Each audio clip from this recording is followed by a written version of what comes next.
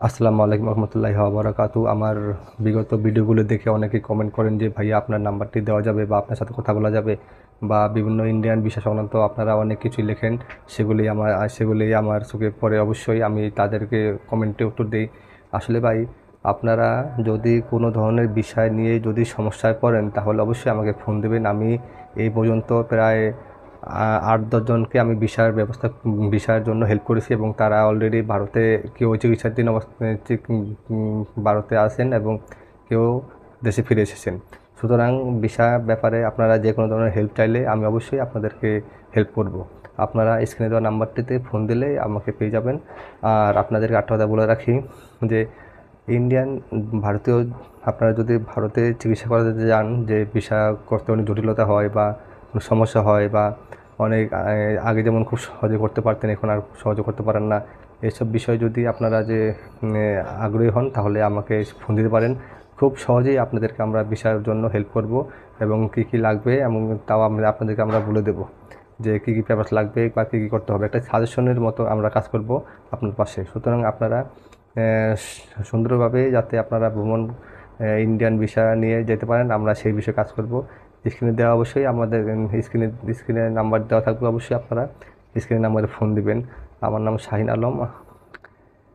তো আরেকটা কথা বললে নয় যে অনেকেই আছেন যে একটু আনইজি আনইজি ফিল করেন যে ভিসা পাবেন কি পাবেন না। আসলে কি ভাই, ভিসা আপনার যদি তকদিরে থাকে অবশ্যই আপনি ভিসা পাবেন, কিন্তু এখন যে নিয়মে চলছে ইচ্ছা করলে কিন্তু আপনি সহজে ভিসা পাবেন না। অনেক অনেক কঠিন অবস্থার মধ্যে দিয়ে এখন মানুষ ভিসা পাচ্ছে। যারা যমুনা ফিশার পার্কে প্রতিদিন ৩00-৪০০ লোকের এখন ইন্ডিয়ান হাইকমিশন ভিসা দেয়। লোক আগের থেকে একটু একটু বেড়েছে আমার যা মনে হয়, কারণ আমি সব সময় এই খবর রাখি যে ভারতীয় মেডিকেল ভিসার খবর অবস্থা। সেই সেই হিসাবে আপনাদেরকে বলছি যে আগের থেকে কিছু পরিমাণ লোক এখন বেড়েছে যে ভারতীয় মেডিকেল ভিসা পায়, কিন্তু সবাই যে পায় তাও না। তার মধ্যে কিছু জনকেই আবার তারা রিজেক্ট করে দেয়।